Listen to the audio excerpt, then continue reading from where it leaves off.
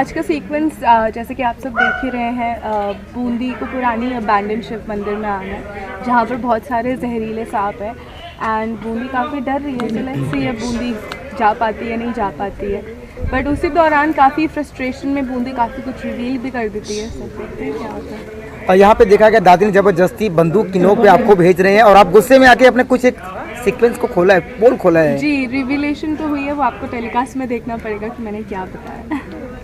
एक तरफ तेजू को पागल किया जा रहा है और एक तरफ यहाँ पे शंभू को किडनैप किया गया है। क्या दर्शकों को क्या एक सीक्वेंस, एक ड्रामा क्या देखने को मिलने वाला है? काफ़ी ड्रामा है टेलीकास्ट में और काफ़ी टर्न्स एंड ट्विस्ट हो रहे हैं। सो आई थिंक ये आप सबको एंटरटेनिंग लगे एंड एंटरटेन हो आप सब। So I really hope for the best. साधु के भेष में कौन आया हुआ था? बम बम बोले। आपको पता है। अच्छा एक बात और, लता दीदी इस दुनिया को अलविदा कह गई। बसंत पंचमी जब आई और उसी दौरान उनका हुआ स्वर का obviously काफ़ी sad news है। she was a legendary singer and उनकी जैसे definitely कोई भी नहीं है।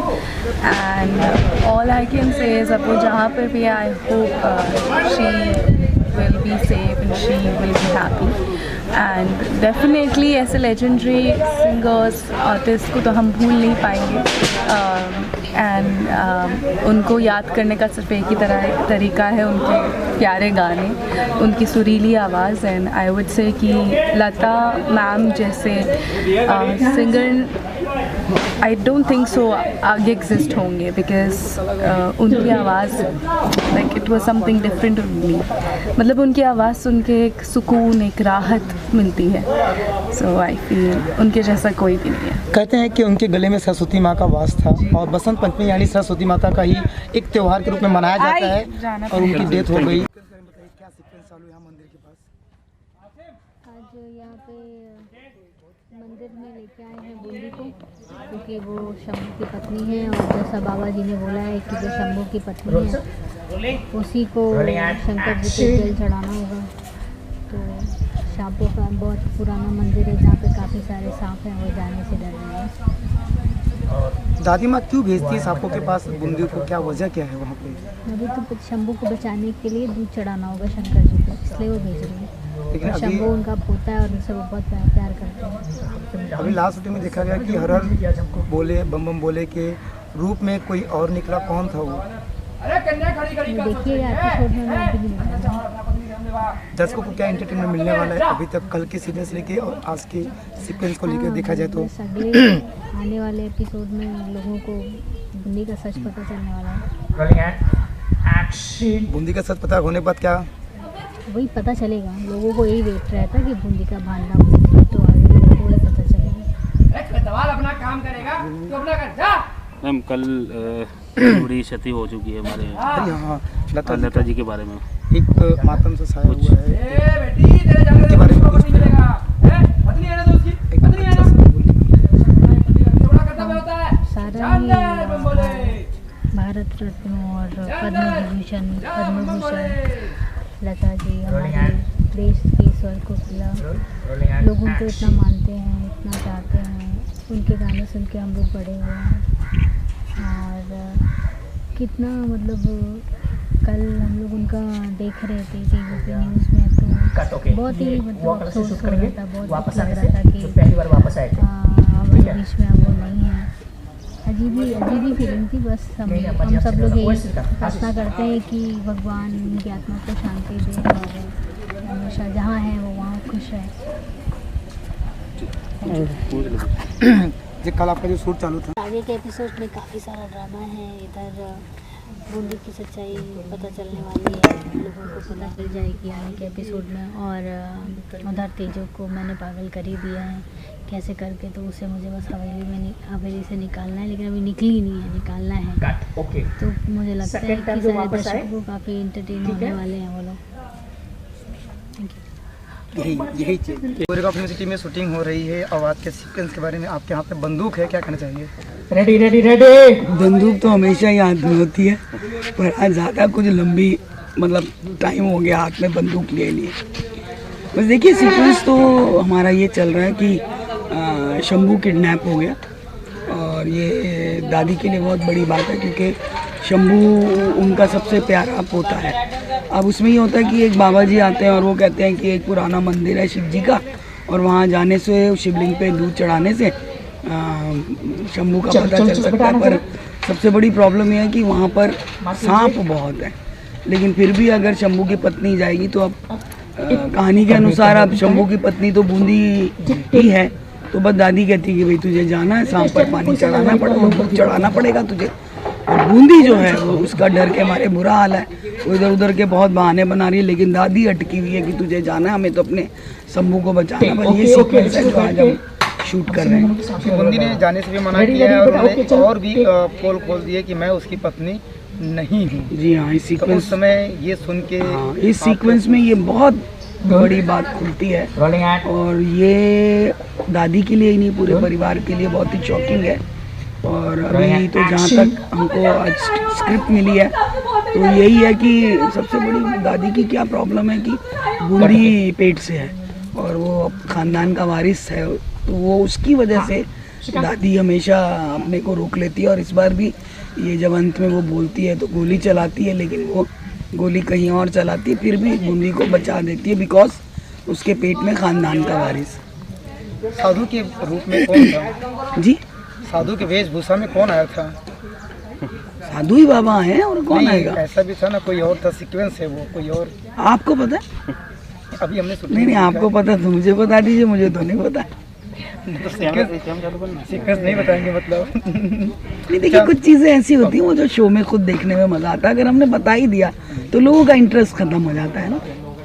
भारत रत्न लता दीदी अब इस दुनिया में नहीं रही, सब जो सब क्या कहेंगे? देखिए, ये तो मैं अकेली क्या बोलूँगी, पूरे वर्ल्ड के लिए एक शोक की बात है और बहुत बड़ा हमारे लिए लॉस है। कल हम शूट कर रहे थे, लेकिन मैं सच बोलूँ शूट करने का बिल्कुल मन नहीं था, और शूट करते वक्त सीक्वेंस में मैंने फ्लावर वॉश के सामने अपना मोबाइल मतलब ऑन करके आवाज़ कम करके लगा रखा था, क्योंकि जब अंतिम क्षण थे अग्नि देने के तो वो मतलब ऐसा मेरा तो मन हो रहा था कि मैं उसको 1 मिनट भी मिस ना करूं।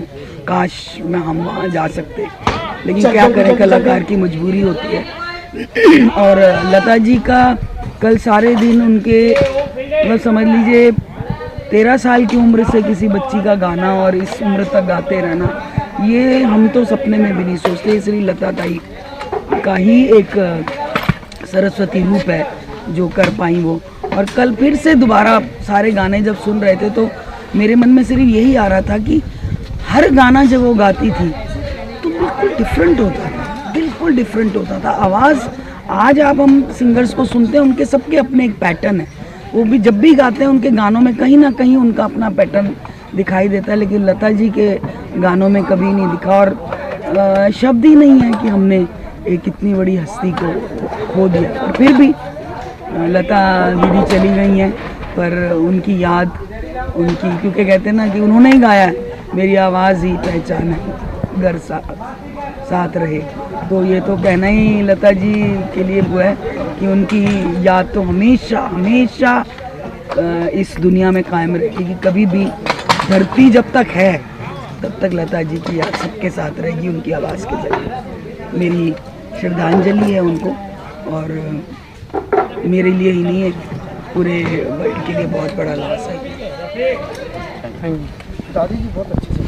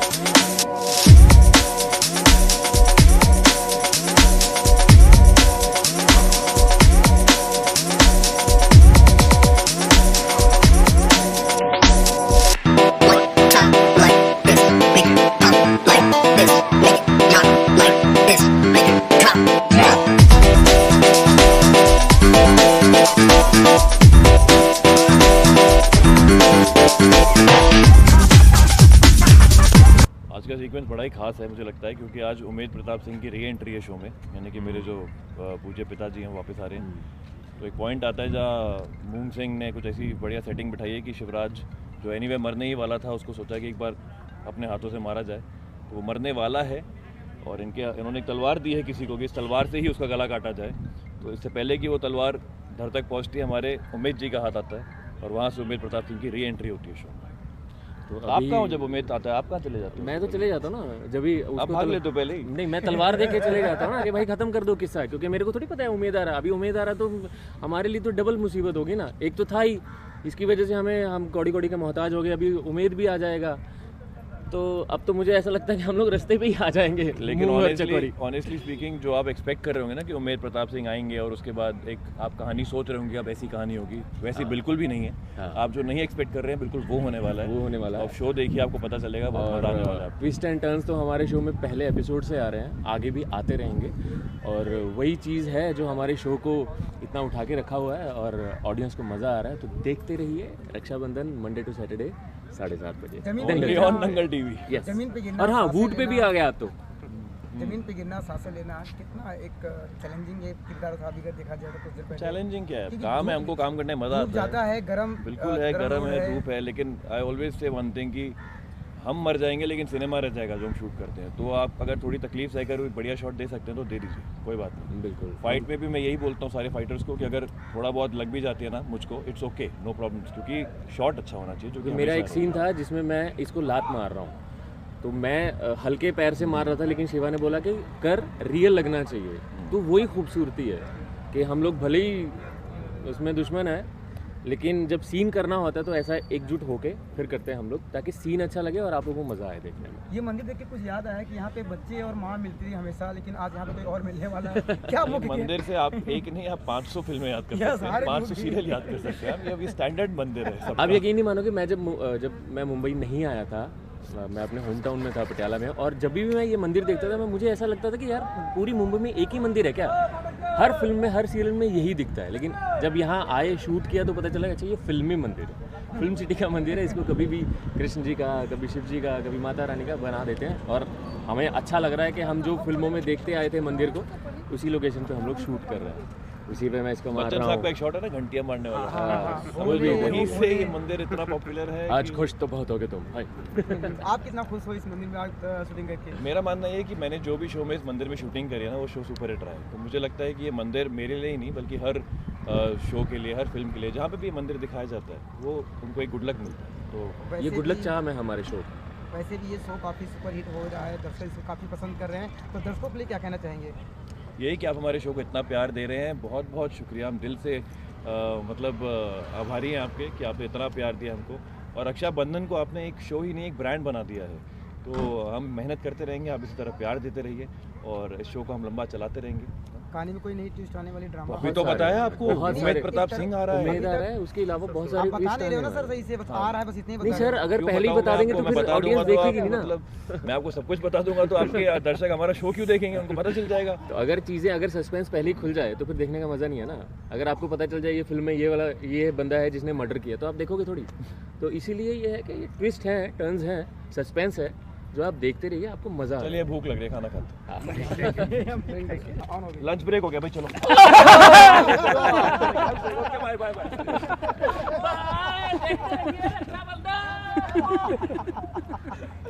एक नंबर। यही चलेगा। चलो पैकअप। Thank you.